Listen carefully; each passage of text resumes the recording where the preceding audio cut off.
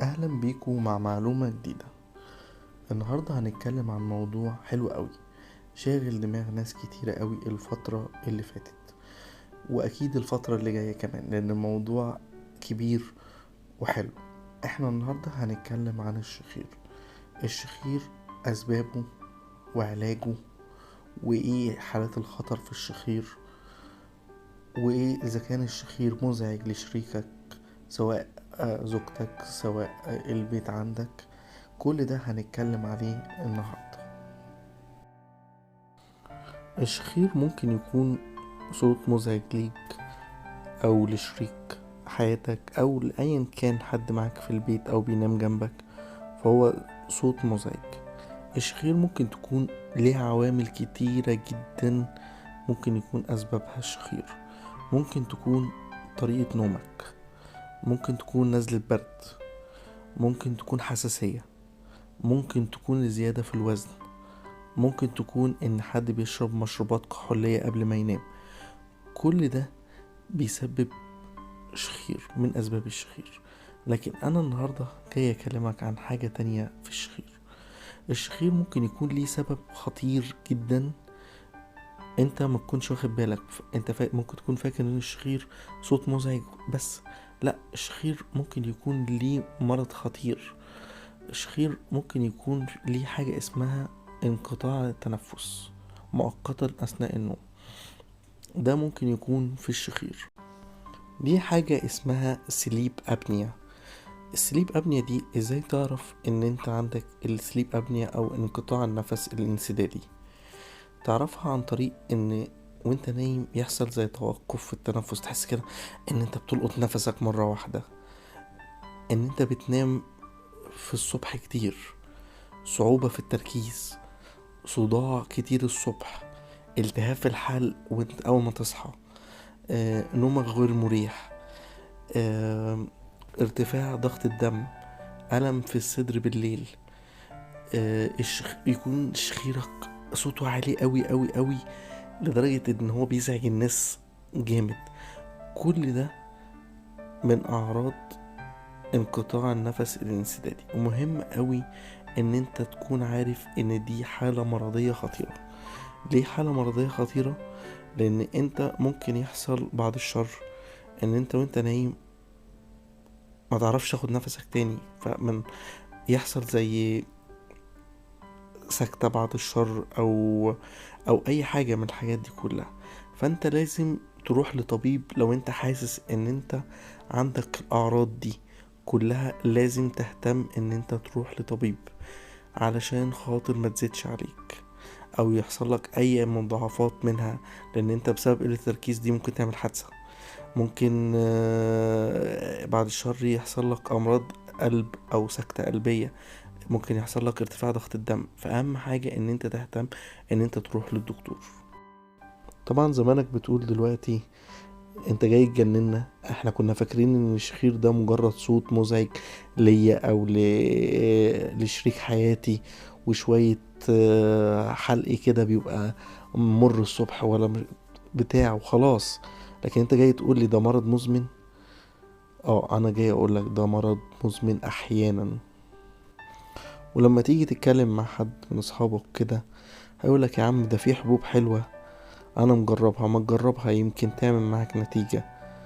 او في حد تاني هيجي يقولك ايه، في حاجة بتتلبس حوالين الراس بتمنع الشخير عشان بتقفل البق، ما تجربها يمكن تجيب معاك نتيجة. هي كويسة بس هي مش 100%، مش بيرفكت. وهتلاقي حد تاني يقولك ايه، في حاجة بتتلبس في المراخير كده، ما تجربها. كل الافكار دي حلوة بس مش كل الافكار دي بيرفكت 100%. ليه؟ لان زي ما احنا قلنا قبل كده، لو انت عندك مشكلة في انقطاع النفس الانسدادي فكل الافكار دي ملهاش لازمة. احنا النهاردة جايبين لك فكرة ازاي ممكن تعالج انقطاع النفس الانسدادي بطريقة بماشين ممكن تستخدمها للانقطاع النفس الانسدادي. بس قبل ما نبدأ نشرح القناة، ياريت لايك وسبسكرايب للقناة عشان نقدر نواصل معاكم. ومعانا في الصورة الماشين اسمها ريزميد. ماشين ريزميد دي شغلتها الأساسية ان هي تعالج السليب ابنيا، او مش تعالجها، ان هي تقلل مخاطر السليب ابنيا. السليب ابنيا دي زي ما قلنا قبل كده انقطاع النفس الانسدادي. دي الماشين دي بتستخدم يوميا بالليل اثناء النوم علشان تقلل مخاطر انقطاع النفس الانسدادي او السليب ابنيا. الماشين دي مقسومة نصين زي ما احنا شايفين في الصورة كده، نص اسود والنص الابيض. النص الاسود ده اللي هو الكنترول بتاع الماشين او التحكم في الماشين نفسها، اللي هي تعلي الهواء، توطي الهواء، اختياراتك، حاجات كتيرة هنشرحها. الجزء الابيض بقى من الماشين اللي زي ما هو واضح قدامنا كده، الجزء ده اللي بيتزود له المية للماشين. ده جزء مهم جدا جدا جدا في الماشين دي، لان الجزء ده اللي هو زي بيعمل لك الرطوبة لل... للحلق وللتنفس وللكلام ده. مهم ان الجزء ده بيتزود مية لغاية العلامة زي ما هو واضح في الصورة كده، الماكس، ما بيزودش لغاية الاخر خالص. اهم حاجة ان انت تركز ان ده الجزء ده مليان مية ولغاية الحتة المعينة زي ما هو واضح في الصورة. ده برضو جهاز ريزميد، بس ده الجهاز الجديد يعني ده التاني كان اسمه ريزميد 10، ده ريزميد 11. ده الأجدد حاجة من الجهاز ده نازلة دلوقتي. ده جهاز ريزميد برضو اسمه ميني اير، ده للترافل، ده للسفر. هو صغير زي ما هو واضح في الصورة كده، يعني يعتبر قد مفاتيح.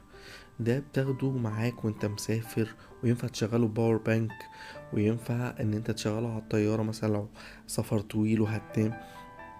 الجهاز ده ينفع تاخده معاك على الطيارة وتشغله، لان لو انت هتنام انت معرض ان انت في اي وقت يجيلك مخاطر السليب ابني او انقطاع النفس الانسدادي. فهم عاملين جهاز ان انت تقدر تاخده معاك وانت مسافر.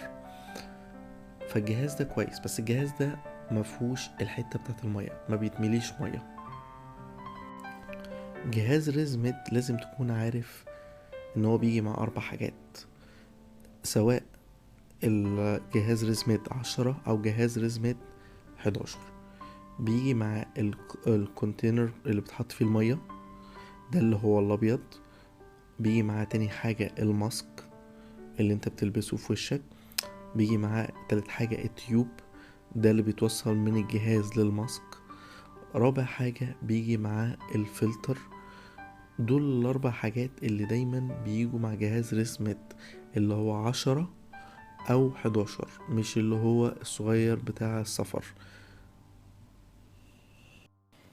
هنشرح كل حاجة بالتفصيل. زي ما هو واضح في الصورة، احنا هنتكلم عن الفلتر. الفلتر ده اللي هو بيتحط في جنب الجهاز. اهم حاجة في الفلتر ده ان هو لازم يتغير من 3 ل6 شهور. ما ينفعش ان هو يتساب للابد، لان انت ده بينقي الهواء وهو داخلك. فاهم حاجة ان انت تهتم بتنظيف الجهاز ده. يعني تغيير الفلتر مهم جدا جدا جدا في الجهاز الريزميد، لازم تهتم بتغييره. دلوقتي هنتكلم عن الماسكات. في كذا نوع من الماسكات ممكن تلبسهم حسب انت هتحب اني واحد فيهم. زي ما واضح قدامك كده، الماسك اللي قدامنا ده اسمه فول ماسك، بيغطي المناخير والفم. الماسك التاني برضو فول ماسك، بيغطي المناخير والفم بس شكله مختلف بطريقة مختلفة. الماسك التالت بيخش عن طريق الأنف فقط، ما بيخشش عن طريق الفم. حسب ارتياحك انت هترتاح لأني واحد فيهم. هنيجي دلوقتي للتيوب. ده التيوب اللي بيوصل ما بين الماسك وما بين الجهاز، اللي بيعدوا عن طريقه الهواء. التيوب ده فيه منه نوعين. النوع اللي قدامنا ده التيوب العادي اللي هو ممكن تلاقي جواه مية. النوع التاني اللي هو اللي لونه اسود زي ما واضح في الصورة ده اسمه هيتد تيوب. ده وانت بتتنفس بالليل هو بيحرق المية، ما بيحجزهاش جواه زي الابيض، فده نوع احسن من الابيض. كمان الريزميد فيه ميزة حلوة قوي قوي قوي، ان هو ليه اب على التليفون سواء اندرويد او ايفون. الاب دي اسمها ماي اير. الاب دي انت بتوصل الجهاز بيها، ويوميا الاب دي بتديك المعلومات انت نمت قد ايه متواصل طول الليل، الماسك اتشال من على وشك كم مرة، التنفس بتاعك انقطع ولا ما انقطعش.